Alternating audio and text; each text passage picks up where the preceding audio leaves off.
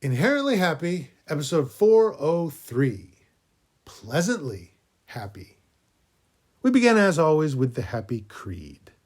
We believe in happy, in balance and growth, of being mindful and grateful, compassionate and understanding. Yowza ha ha, my happy friends. The importance of being pleasant is not to be dismissed. You may think it means being a pushover, but I disagree. It can sometimes take far more strength than just making a fist, because it requires you to have empathy to a significant degree.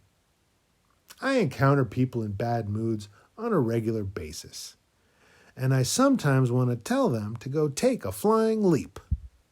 But that just pollutes the waters of my mental oasis, resulting in nothing more than a psychological garbage heap.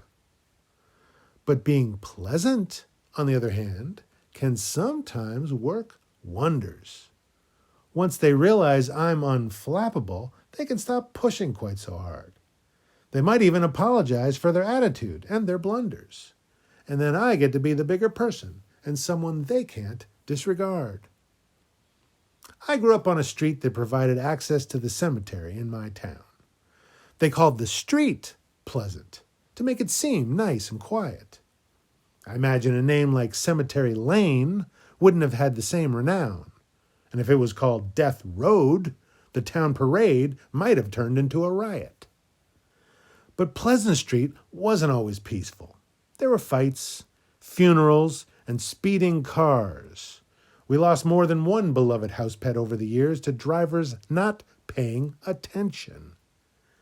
And there were dog attacks, rivalries, and acts of bullying that left lasting scars, as well as forms of cruelty beyond levels of above-average comprehension.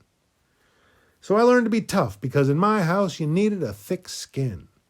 And yet I didn't want to grow up to be cold, bitter, angry, hateful, or afraid. So I left Pleasant Street while still carrying some of those feelings deep within. And ridding myself of that pain has been something of a lifelong crusade. Who else but such a one as that would do a weekly podcast about balance and growth, trying to come to terms with the unpleasantness that can sometimes bubble forth? But I don't just want to pretend to be pleasant, which can come off as fake and forced both.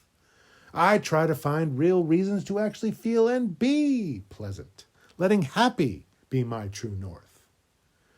Used to be that behind my smiling mask was a face of pure vengeance and hot fury. I couldn't fight all the mean people at once, so I sat brooding, plotting their eventual demise. Someday, I vowed, when least they expected it, I would be their executioner, judge, and jury, and then I'd laugh and bury them so deep that no one would ever catch wise. But the further I got from Pleasant Street, the more I could let those bad old feelings go. And as I did, I realized that underneath all that darkness, there was light.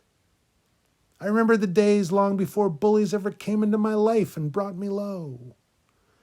Back when people arguing who could claim to be my best friend was the only fight.